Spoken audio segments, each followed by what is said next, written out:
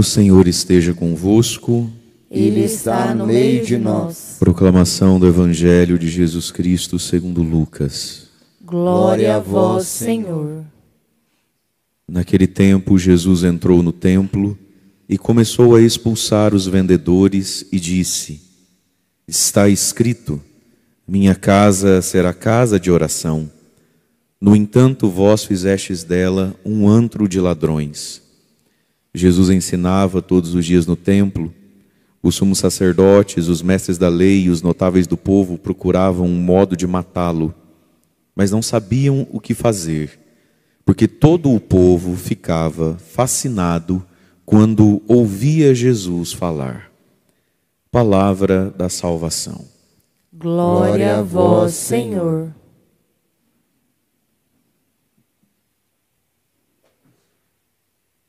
Irmãos e irmãs, o ódio e o fascínio acontecem no mesmo lugar dentro de nós. Ódio ou fascínio. Nós temos a capacidade de sentir essas duas coisas lá no nosso coração, na nossa alma. Quando algo vem e provoca e toca no mais profundo do uso da minha liberdade. Quando algo vem e toca no mais profundo dos meus valores. Ali eu vou sentir um fascínio por aquilo que está me tocando, me convocando. Ou vou sentir ódio daquilo que está me tocando e me convocando. Então nós todos somos capazes de sentir ódio ou fascínio diante da mesma coisa. O Evangelho diz então, procuravam um modo de matar Jesus. O nome disso é ódio. Mas para o mesmo Jesus está dito, o povo ficava fascinado com Jesus. Então as atitudes de Jesus provocavam coisas muito diferentes ao mesmo tempo. Ódio e fascínio. E aí isso revela a qualidade, do caráter, a qualidade do coração de quem está diante de Jesus. E existe uma outra coisa ainda que nós ouvimos aqui na liturgia, o amargo.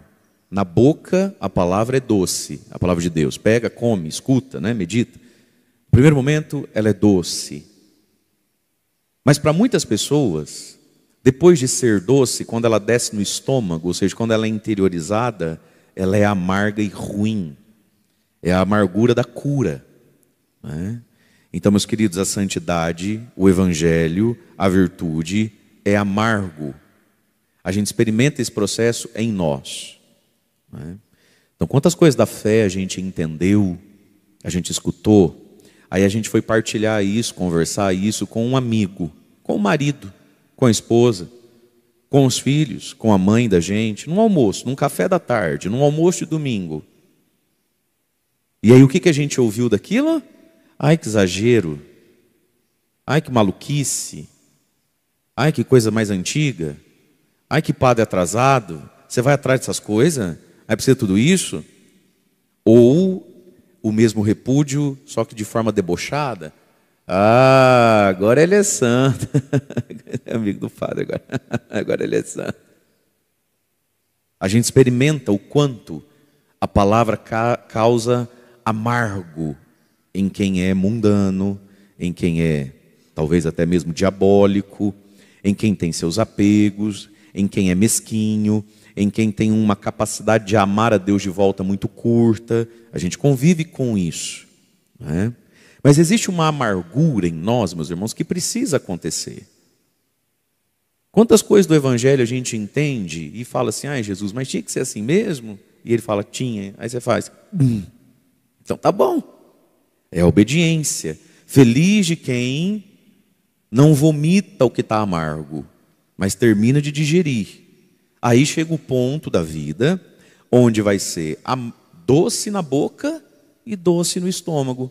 Olhe para a sua vida. Quantas coisas da palavra de Deus que eram doce na boca, no primeiro momento foi festa, depois foi amargo. Hoje, continua sendo doce na boca. E já não é mais amargo no estômago, é doce também. A gente aprende a virtude. Nos torna, vai ficando para nós mais fácil, A gente vai ficando fluente. A gente faz sem perceber.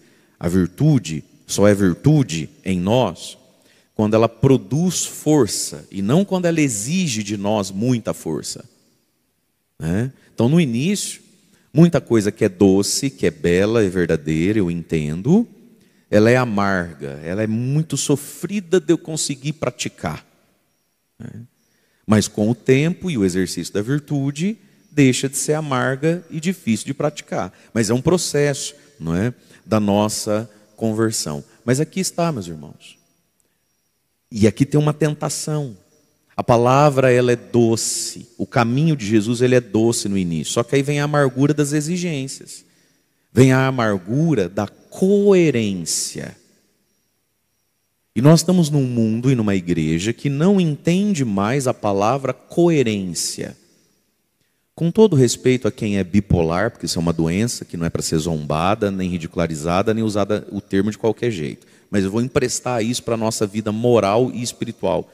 Nossas igrejas e ministérios estão coalhados de gente bipolar, espiritualmente.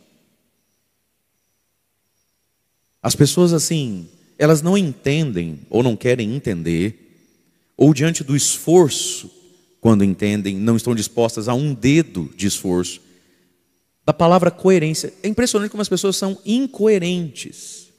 Incoerentes. Existe a incoerência secreta, ninguém sabe, ninguém descobre, até que o diabo derruba a casinha e todo mundo vai saber. Mas hoje em dia existe uma incoerência pública. Existe uma incoerência vulgarizada. E existem vulgaridades que nem são guardadas, né? Elas são vulgas mesmo, elas são jogadas no vento. Basta a gente olhar as nossas redes sociais. Você olha, você fala, não tem um pino na cabeça, será? Desencapou um fio? O que é isso? Não é possível, gente. A falta de coerência, a fé exige uma coerência. Ou seja, o meu interior e o meu exterior estão coesos. Hoje é dia de Santa Cecília, virgem e mártir. Por que morreu? Porque era coerente. Tentaram vulgarizar Cecília. Tentaram fazer da bela e piedosa Cecília uma menina vulgar. Gente, a gente precisa entender o seguinte, dos mártires, todos eles, e sobretudo hoje então, né, falando de Santa Cecília, a coisa mais fácil do mundo para eles era não ter morrido. Era só acender um incenso para o imperador. E continuar crendo no coração em Jesus. Por fora você faz uma coisa, por dentro você faz outra, continua vivo. Cecília, ela era muito bonita, né? Muito jovem e muito bonita. Cecília, é só aceitar a proposta de casamento do rapazote, é só ser vulgar como todas as moças são, é só vestir o mesmo cropped que todas vestem, mas no coração você ama Jesus. Aí você bota uma roupinha melhor quando vai na missa, quando vai servir a Deus. Mas na rua você pode se vestir igual, não tem palavra bonita, né? Que possa ser dita na homilia agora. Imagine qualquer palavra muito feia, que fica feia na boca de um padre. É só você se vestir igual uma... Todas se vestem assim, mas por dentro você é uma santa. Gente, não existe isso.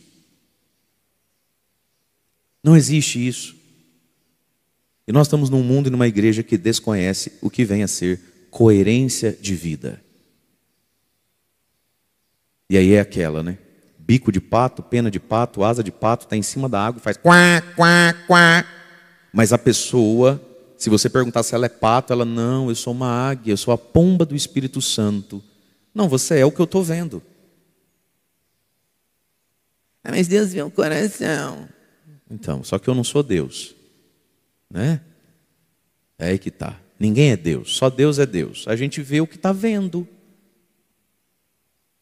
E nós que somos muito dedicados, talvez, né, a nos assemelhar ao caráter de Cristo, muitas vezes a gente é manipulado pela safadeza alheia.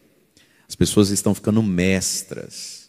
Cada etapa da vida a gente aprende uma coisa, eu ando aprendendo as minhas. As pessoas são mestras em nos fazerem nos sentir culpados de acreditarmos no óbvio. E aí eu Fico me culpando, fico num exercício, que é importante fazer, né? Todo mundo é inocente até que se prove o contrário. Mas depois que se provou o contrário, não é mais inocente. E aí a gente se culpa de concluir o óbvio. Você não se sente culpado às vezes? Você não fala assim, mas não devia estar pensando isso. Oh meu Deus, perdão Senhor. Acho que até Deus tem hora que fala assim, perdão do quê, filho? Você só está pensando o que é mesmo. Era facinho de Cecília não ter morrido. Era isso, ela estava viva até hoje. Mas ela foi coerente. Foi coerente. Coisa que não existe mais. Coerente. Cecília simplesmente entendeu. Eu tenho que ser por fora o que eu digo que sou por dentro. Não existe duas Cecília. Não existe a Cecília do Instagram e a Cecília da paróquia. Ou existe? Ou quer existir, mas nós estamos no tempo que julga ser possível essa existência, só que não é. E também por um ponto, meus irmãos, nós cristãos não somos seres isolados, nenhum de nós, homem nenhum é uma ilha, né? Nós estamos vinculados ao outro. O evangelho de hoje, Jesus fala o quê? Minha casa, ele entra no templo, quebra tudo, né? Minha casa é casa de oração, no entanto, vós fizestes dela um antro de ladrões. Então, não existe eu e Jesus. Não existe. Deus sabe do meu coração. Olha, se tem frase mais infantil que essa, eu não escutei ainda. Todo mundo que precisa fazer uso dessa frase, mas com raríssimas exceções, tem dívida no cartório. Está devendo? Está devendo e está vomitando o amargo da coerência. Não está conseguindo engolir o preço da coerência. Deus vê o meu coração. Por que Jesus fez o que fez dentro do templo? Porque o templo se tornou um escândalo. E quem é que está produzindo o escândalo? Aí você pega quem está produzindo o escândalo, o cara manda essa para Jesus. Mas Deus sabe do meu coração. Deus sabe do seu coração, mas todo mundo que olha pensa que você é um ladrão. E você não pode causar esse tropeço. Você não pode ser esse motivo de atrapalhamento, vamos produzir essa palavra. Esse motivo de atrapalhamento para o outro. Não foi Jesus que disse que nós somos o sal da terra e a luz do mundo, mas se o sal perder o sabor, para que serve? Aí o sal fica insosso, porque eu coloco o dedo nele e está insosso, não tem sal aqui nesse sal. Aí o sal vira para mim e fala, Deus vê meu coração. Então, meus queridos, todos os mártires, todos eles, também a Cecília, morreram porque engoliram, absorveram, no grau da santidade, já até como doçura, não como amargura, mas morreram porque assimilaram o amargor do ser coerente. Você precisa ser por fora, o que diz que é por dentro. E ponto final. Ponto final.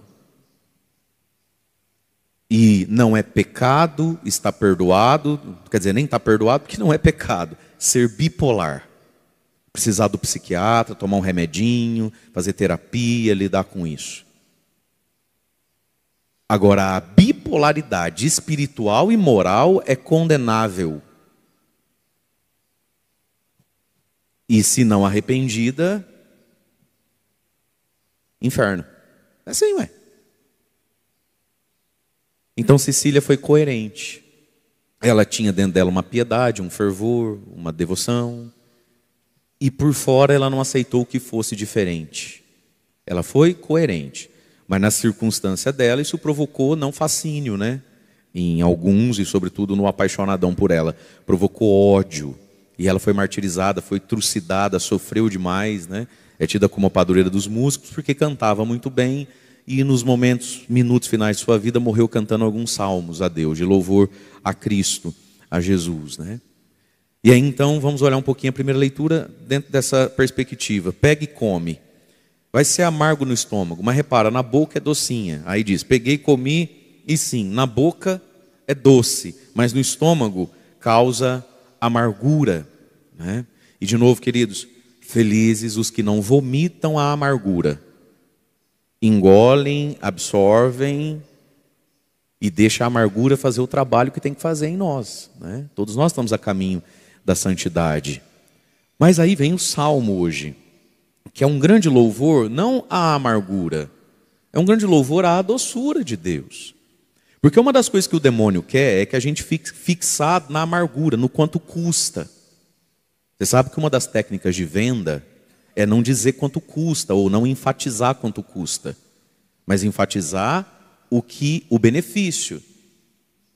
Um vendedor de um microfone como esse, ele não tem que ficar enfatizando quanto custa, porque custa mais caro que todos os outros. Ele tem que ficar enfatizando o benefício. O que te dá esse microfone?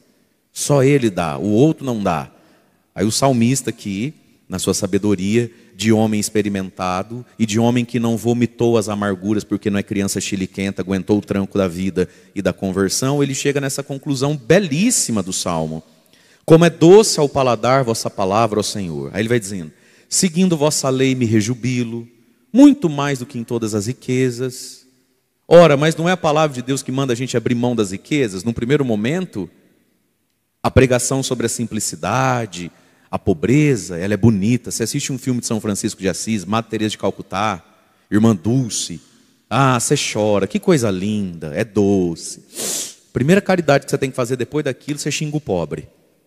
Ou você fica com medo de que falte o dinheiro. É amargo isso. Mas depois de um tempo, a pessoa que passa pela amargura, o que ela conclui? Vale mais do que todas as riquezas. Isso aqui é o salmo de uma pessoa madura na vida espiritual, na vida interior. Aí ele continua, minha alegria é a vossa aliança. Quantas vezes a aliança de Deus tirou de nós a alegria? No primeiro momento, a aliança da santidade. Não, porque eu vou, padre, agora o senhor vai ver. Vou ver, estou vendo. Primeira renúncia que tem que fazer, mas precisa tudo isso para ser de Deus. Mas a pessoa que atravessa a amargura, minha alegria é a vossa aliança, estar em aliança com Deus. Meus conselheiros são os vossos mandamentos. Quantas vezes os mandamentos de Deus pareceu um conselho difícil, cafona, brega, demodê, fora de época, mas a pessoa passa na exigência da coerência. O que ela sabe hoje? Meus conselheiros? É a palavra de Deus, filho. Conversa com a minha mão você aí. Como é doce ao paladar, muito mais do que o mel na minha boca. Quantos melzinhos o ser humano já não provou e achava cada mel muito melhor do que Deus, mas passa na amargura da purificação da conversão. Hoje diz o quê? Tem nada mais doce do que Jesus. Tem nada mais saboroso do que ser amigo de Jesus. Vossa palavra é minha herança para sempre. Mas não é justamente essa palavra que fala que é para a gente não se preocupar nem em ter, nem em deixar herança para ninguém? Vai, vende tudo e vem? Ai, a amargura, né? Mas quem passa na amargura hoje sabe, minha herança, minha riqueza, o que de melhor eu posso deixar para um filho? É a palavra do Senhor. É a palavra do Senhor. Porque ela é que me alegra o coração. Quantas pessoas hoje têm uma alegria em Deus, graças a Deus têm alegria em Deus. Mas por muito tempo, tinha um asco em Deus. Gente, quantos milagres não tem feito ainda, todo ano faz. Quantos milagres fazem essa dupla poderosa, Santa Carteirinha e São Carimbo. Todo ano faz. Padre, olha, não fosse essas carteirinhas, esses carimbos de missa, por causa da criança, do filho, da filha, na catequese, eu não vim em missa coisa nenhuma. E vinha xingando, e vinha reclamando, e vinha onde já se viu, obrigado gente, muito obrigado, padre. Olha, mudou minha vida, mudou meu casamento, sarou minha depressão. Olha, padre, eu fui, meu marido com uma suspeita de câncer de intestino. O senhor pega e fala assim, põe a mão, sumiu tudo, padre. E hoje é docinho, docinho tá com Deus. Docinho, docinho tá com Deus. Mas foi amargo. É ela que me alegra o coração, né? Abro a boca, aspiro largamente, estou ávido dos vossos mandamentos. Quantas pessoas tinham uma preguiça? Tinha avidez nenhum. Avidez para pecar, mas para Deus nada. Mas agora tem uma avidez por Deus. Então, o salmo de hoje é um louvor não ao amargo, ao doce. Mas quem é que pode cantar, pensar, concluir esse louvor? Quem atravessou na amargura. E meus irmãos, você acha que Deus colocou a gente na terra para o bem no ser amargo? Que Deus é esse? Que pai é esse? Quantas vezes você como pai e mãe fala assim: meu filho, me escuta, um dia você vai me agradecer. Meu filho, coragem, não é difícil assim. Para de reclamar, menino, você vai ver, é bom. Que Deus é esse que faz todo bem ser amargo? Não é amargo, é a nossa deficiência. Sabe, é a nossa atrofia muscular, espiritual. Mas isso tem cura, isso tem remédio. Agora, meus queridos, a gente precisa olhar para a nossa vida e começar assim a se explicar um pouco para a vida em Deus, né? Porque talvez tem uma vida já que a gente reclama que aquilo é amargo, que aquilo é amargo, que aquilo é amargo. Sabe por que aquilo ainda é amargo? Possivelmente porque aquilo ainda não foi abraçado de verdade, não foi aceito de verdade. Talvez às vezes lá na sua casa você já viveu essa experiência assim: tua casa está uma bagunça, está tudo uma bagunça. E aí limpar e organizar aquilo é doce, é amargo. Até que você... Mas o doce da preguiça também causa enjoo, porque doce também causa... A gente repuna quando é muito doce, não repuna? Então você não quer o amargo da limpeza, mas está repunando a doçura da preguiça de ficar esparramado no sofá, procurando série, sem fazer o que tinha que fazer. Aí até que a pessoa recebe uma graça de Deus, ela fala: quer saber? Eu vou arrumar essa casa. Não é isso, minha senhora? E pá, pá, pá, pá, pá, e sai, igual um trator, vai lá e faz. Aí você vai lá e faz. Então, queridos, a gente precisa olhar para a nossa vida, porque você já viveu essa experiência. Quando a gente aceita que é amargo mesmo, mas é bom. É amargo, mas é dever. É amargo e não tem um jeito mais fácil. É amargo, mas é a única semente que tem o fruto que eu quero. Vai deixando de ser amargo. Vamos olhar hoje para a nossa vida, queridos. Quantas coisas na nossa vida a gente não fez uma resolução. O problema da nossa vida é que tudo que a gente decide, a gente deixa o assunto em aberto ainda. E aí, ainda quer comprar aquele... não sei, qual que é a proposta? Não quero, já não decidi que esse ano eu não compro. Não quero. Ou quero, estou procurando. A gente precisa ter resoluções na vida, fechar assuntos. Mas você já reparou como a gente não gosta de quem nos espreme? A gente não gosta de quem fala: mas de novo esse assunto? Vamos resolver isso? Não, resolver hoje então, vamos, agora, vai. A gente não gosta da resolução.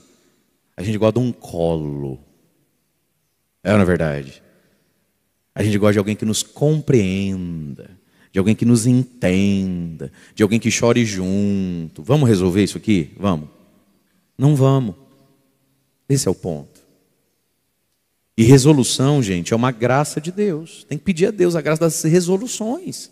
Senão, para o resto da vida, aquilo que já era para estar sendo doce para mim, aquilo que na vida do outro era amargo, agora é doce, em mim é amargo, é amargo, é amargo. É amargo porque você ainda não abraçou isso e falou: tá bom, é meu, não tem pra onde correr, não tem pra onde fugir, por minha culpa, minha tão grande culpa, bora, sou eu e vamos. Aí passa a vida com o pé amarrado na amargura. E todo ser humano, todo cristão, que é muito amargurável, tudo o amarga também. Nunca vai para frente. Gente, quantas pessoas são verdadeiramente até boazinhas? É melhor que eu. Mas convenhamos, elas estão e são extremamente atrasadas na vida. Qualquer assunto, ou a maioria dos assuntos, que um ser humano deveria ter como avaliação própria, né, como exame de consciência, a pessoa está atrasada. Vida financeira, atrasado. Vida afetiva, atrasado. Vida espiritual, atrasado. Vencer o defeito dominante, cada um tem um defeito bem enraizadão, assim. Está atrasado. Não está evoluindo. Em tudo. A pessoa está atrasada em tudo. Por que está atrasada em tudo? Porque tudo é difícil? Não, porque tudo lhe parece amargo. E não faz a resolução. É amargo, mas é meu. Hã? Então que Deus nos dê a graça da maturidade do salmista. O rei Davi, o salmista, quantas vezes experimentou o amargo das exigências de Deus? Mas ele atravessou essas amarguras. Meus queridos, existe uma alegria e uma paz do outro lado do rio, entende? Existe uma alegria e uma paz do outro lado da tempestade. Existe uma alegria e uma paz depois do suor. Assim como existe um salário depois de um mês de trabalho, nunca antes. É assim a vida, em qualquer âmbito. E aí parece que a gente comunga todo dia, reza todo dia, e vai para o YouTube atrás de padre, freira e música nova, louvor novo, mas não entende umas obviedades. Aí vem o evangelho. Jesus entra no templo, estamos aqui nas alturas, terminando o capítulo 19, né, de São Lucas. O versículo anterior é Jesus chegando em Jerusalém, no alto de Jerusalém. Jesus ora para Jerusalém e diz o evangelho que Jesus chora. Jerusalém, Jerusalém, quantas vezes eu quis cuidar de você, te reunir perto de mim, como a galinha coloca os pintinhos debaixo da asa, mas tu não quiseste. Diz o evangelho que ele chora. Mas não é chorinho não é? A palavra ali para choro, que em português só tem como traduzir como choro, mas lá no grego é o choro volumoso, é o choro barulhento, é o choro de quem está soluçando, é o choro da viúva na beira do caixão, é o choro das crianças que perdeu o pai no acidente, é um choro, é o choro do desespero, é o choro, gente, traz uma água para o homem, pelo amor de Deus. Foi assim que Jesus chorou. E o que é que esse Jesus que chorou fez? Pegou um chicote. O amor chora e o amor bate. O amor chora e o amor mete o dedo na cara. O mesmo amor, o mesmo Jesus. Já que estamos falando na homilia de hoje, ninguém aqui vai querer me dizer que Jesus era bipolar. Fecha parênteses. É o mesmo amor de Cristo. Ele enxuga as lágrimas, tira os ranhos, lava o rosto, entra no templo e serenamente faz uma corda, né? Um chicote de cordas e arrebenta com tudo e quebra tudo. Começou a expulsar os vendedores do templo e começam então a dizer: minha casa será casa de oração, no entanto, vós fizestes dela um antro de ladrões. Veja, queridos, existe um jeito bonito e possível de espiritualizar demais esse texto. Que esse templo somos nós, nossa vida interior, e claro, sempre tudo da Bíblia a gente tem que remeter à nossa vida interior. Mas veja, Jesus também fez o que fez por causa das incoerências e do contra-testemunho exterior. Então Jesus não limpou pessoa por pessoa. Claro que cada pessoa que se limpe diante de Deus. Mas Jesus limpou uma comunidade, um templo bagunçado. Minha casa. Qual casa? O meu coração? Claro, meu coração. Mas minha casa, esta casa. Minha casa, o templo mesmo, a igreja mesmo. O que é a igreja? É casa de oração. E o que tinha dentro daquela casa de oração? Tinha pecado dentro do coração das pessoas, e talvez pecados muito feios? Claro que tinha. Mas o que tinha? Tinha boi, cabrito e pomba. Gente, como é que prega, como é que reza entre má, bé e tititi de asa? Não tem jeito. Mas eles acharam um absurdo Jesus se incomodar com má, bé, tititi. Por que eles acharam estranho Jesus achar estranho? Porque eles não estavam nem aí com a paçoca, gente. Nossa, que padre chato, que padre exigente, fica mandando os outros. É que tem gente que vem na igreja com qual objetivo? Dizer que veio. Tem gente que vem na missa e qual é a esperança dele? Que acabe. Então ele senta em qualquer canto e nada o incomoda. E por óbvio ele não percebe que está incomodando quem está do lado também, né? Mas vamos lá. Nada o incomoda. Porque ele não tem vontade de nada. Gente, como é que esse povo conseguia conviver com isso? E às vezes eu me pergunto, como é que ninguém fez isso antes? Porque para o povo, filho, sacerdote, puxa o salmo aí, o senhor canta o salmo aí, começou às 8 e termina às 9, amém? Tô nem aí com a paçoca. A incoerência do templo mesmo. O que é uma igreja? Casa de oração. Eu sempre pergunto nas homilias, né? Fala para quem está do seu lado, como é que você vai comungar com esse chiclete na boca? Me explica. Isso é casa de oração. Casa de oração. É com essa roupa mesmo? Que vai, que vem? Esse é o melhor lugar para estar sentado na casa de oração? Certeza? É casa de oração. Essa garrafinha d'água não pode ficar no carro. Daqui 1h30 você volta, toma tua água. É casa de oração. Pega a garrafa, põe a garrafa, devolva a garrafa, toma a garrafa. Está num cinema, você vê assistir uma peça teatral, aí tem um palhaço de vermelho. 1h30 se a missa for minha, né? Porque 90% das missas é 50 minutos, gente. Você precisa mesmo trazer uma garrafa de lata para ficar rolando? Ah, porque criança tem que dar alguma coisa para distrair a criança. É verdade, se eu tivesse filho e fosse na igreja, eles iam com alguma coisinha na mão, para eu poder assistir a missa. Mas custa sentar meio perto da porta, da janela, onde tem vento, onde é mais fácil. Se chorar, você já está ali pertinho, só levanta, pega pela mãozinha e anda. E você tem certeza que você precisa dar um carrinho de flexão? Dá alguma coisa de pano, de espuma, que se cair não faz barulho. Você tem certeza que você vai entregar um molho da chave do carro, da casa, da empresa e aquela chave tetra. Aí a criança... Nossa, que padre chato. Não é, filho, eu vim para rezar, eu vim para ouvir. Se você não consegue também nem ouvir nem rezar com essas coisas, você não está conseguindo, é que para você tanto faz. E Jesus está falando, é casa de oração. E agora vem o contra-testemunho. No entanto, vós fizestes dela um antro de ladrões. Qual era a fama na boca do povo desses homens? Eles tinham fama de ladrão.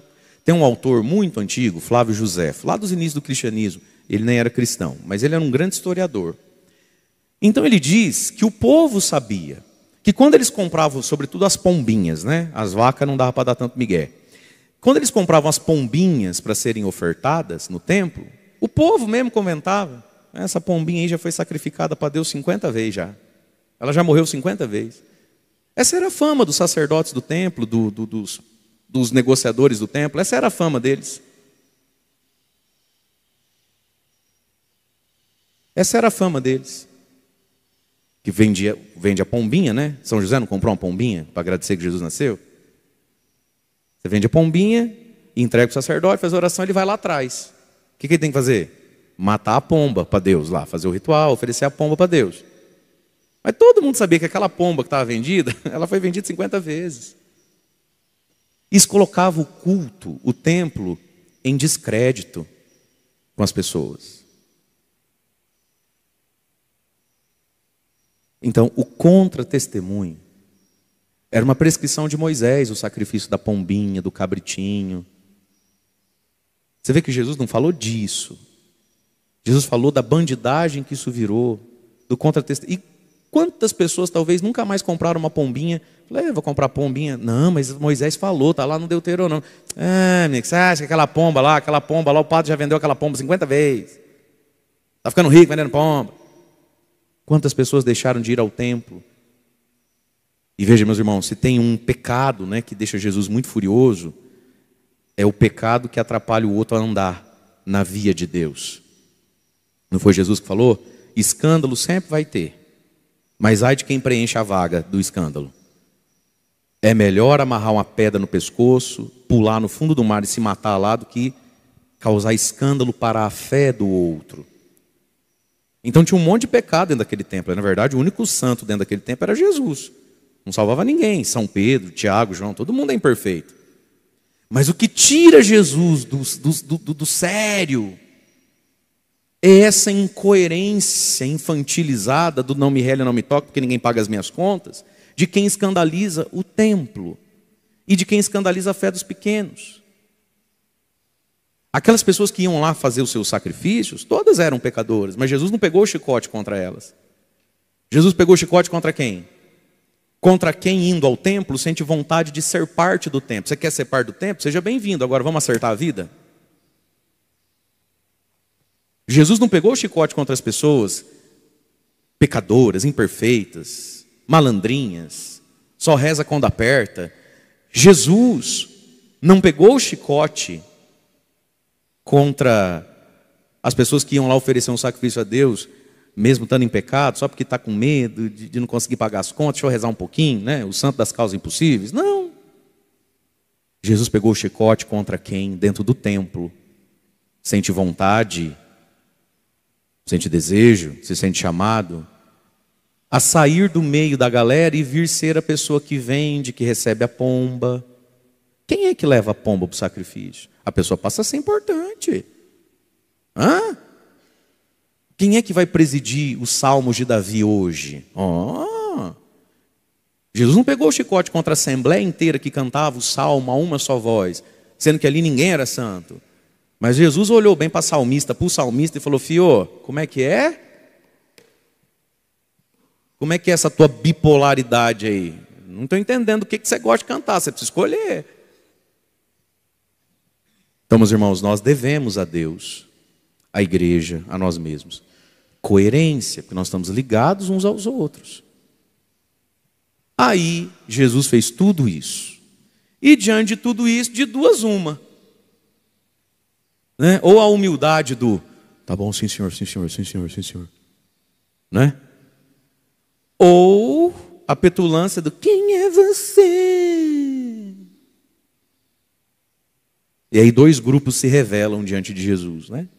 Os sumos sacerdotes e os mestres da lei e os notáveis do povo procuravam um modo de matá-lo.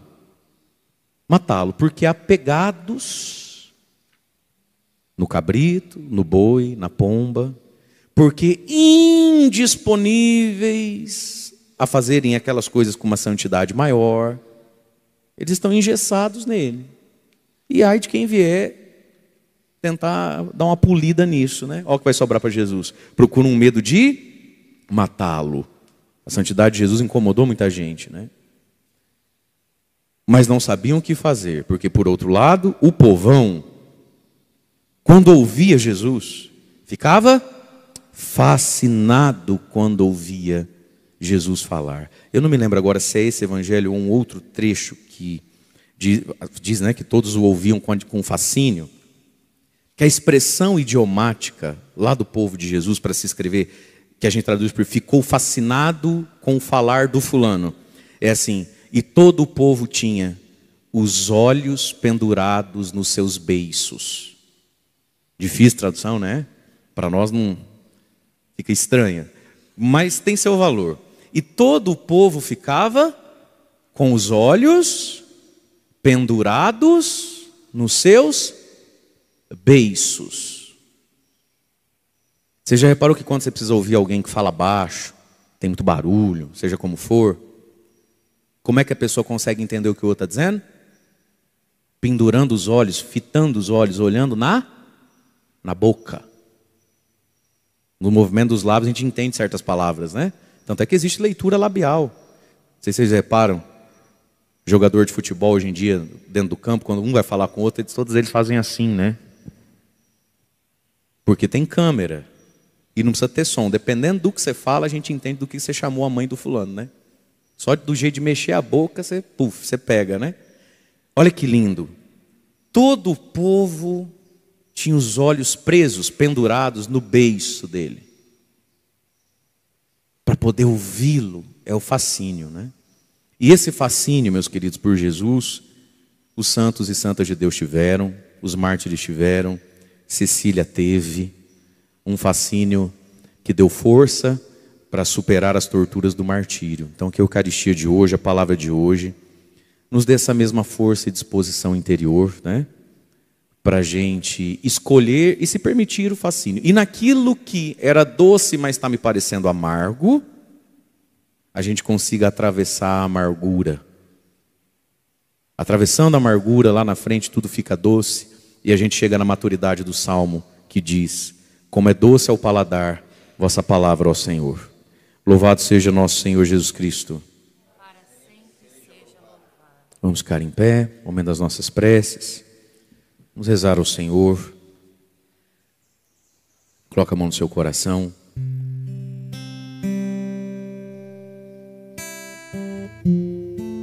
Senhor nosso Deus, nosso Pai, queremos te louvar, Senhor, porque o Senhor nos mostra as doçuras de Jesus, as doçuras da santidade, do Evangelho e da Tua Palavra.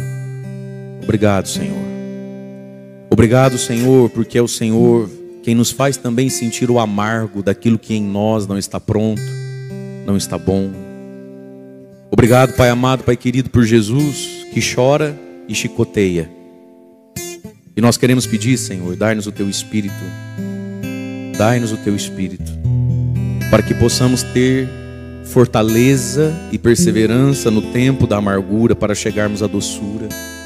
Dai-nos o Teu Espírito, Pai, para que possamos chegar à maturidade do salmista e louvar as Tuas doçuras, as Tuas belezas. Dai-nos, Senhor, sabedoria e discernimento para saber escolher essas coisas. Pai amado, Pai querido, dai-nos o Espírito Santo que sustentou os mártires, que sustentou Santa Cecília.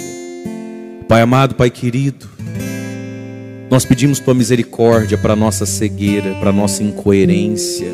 Nós pedimos, Senhor, misericórdia de nós. Misericórdia, Senhor, da nossa teimosia, da nossa lerdeza. Misericórdia, Senhor, de nós e dos nossos escândalos. Queremos hoje, Senhor, pedir que o Senhor nos dê a graça, e muito mais do que isso, Senhor, nós queremos pedir a graça de corresponder à graça de cada nova chance, de cada nova oportunidade que temos e que o Senhor já nos deu e nos dá hoje mais uma vez. Acolhei, ó Pai, em nome de Jesus, vosso Filho, nosso Senhor, nossas preces e as nossas esperanças. Vós que viveis e reinais com o Pai, na unidade do Espírito Santo. Amém. Amém.